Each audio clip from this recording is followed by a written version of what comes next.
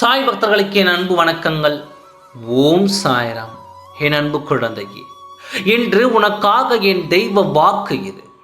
உன் சாயப்பாவை புறக்கணிக்காமல் என் வாக்கை பெற்றுக்கொள்.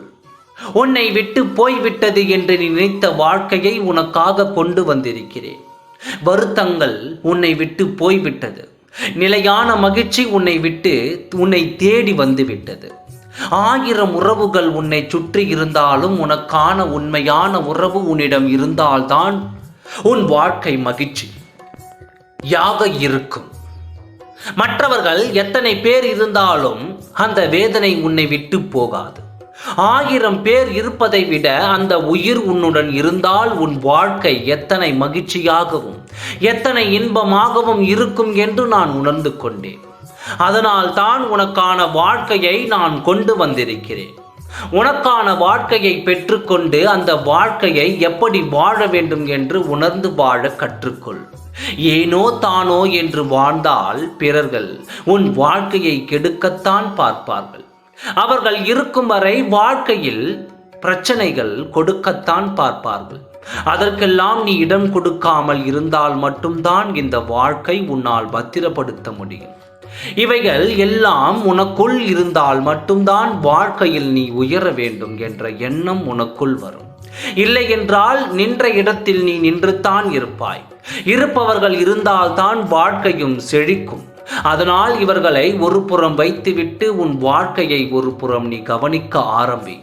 கவனத்தோடு நீ வாழ்ந்தால் மட்டும்தான் இந்த வாழ்க்கை உனக்கு மகிழ்ச்சியை கொடுக்கும். இப்பொழுது உன் சாயப்பா சத்தியம் செய்து இந்த தெய்வ வாக்கை உன்னிடம் நான் கொடுக்கிறேன்.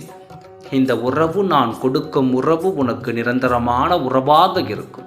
நான் கொடுக்கும் உறவு நீ விரும்பிய உறவும் ஒன்று தான். எந்த உறவு உன்னிடம் இருந்தால் உன் வாழ்க்கை மகிழ்ச்சியாக இருக்குமோ அந்த உறவைத்தான் நான் உன் கரங்களில் கொடுக்கப் போகிறேன்.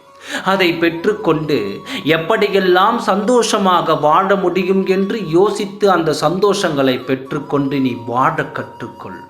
இந்த வாழ்க்கை உன்னுடையது. ஒரு முறை வாழும் வாழ்க்கை இது. மற்றவர்களுக்காக உன் உறவுடன் நீ சண்டையிட்டு இந்த வாழ்க்கையை நீ நேராக நரகமாக்கிக் கொள்ளாதே. மற்றவர்களை ஒரு புறம் தள்ளிவிட்டு உன் துணையோடு அன்பாகவும் பாசமாகவும் இரு. அப்பொழுது நீ விரும்பும் அன்பும் பாசமும் உனக்கு திரும்ப கிடைக்கும். மற்றவர்களை நினைத்து கொண்டு நீ இருந்தாய் என்றால் உன் வாழ்க்கையில் இருக்கும் நிம்மதிகள் கெட்டு போகும். உன் வாழ்க்கை உனக்கு இல்லாமல் போகும். ஆனால் அவர்கள் எல்லாம் சந்தோஷமாகத்தான் இருப்பார்கள். உன் சாயப்பாவின் வாக்கை எப்பொழுதும் பெற்றுக்கொள். என் வாக்கை தவிர்த்து விட்டு விடாதே. நாளை வந்து நீ என்னிடம் வந்து நன்றிகள் சொல்வாய். உனக்காக நான் காத்திருக்கின்றேன். நல்லதே நடக்கும். ஓம் சாய்ராம். நன்றி, வணக்கம்.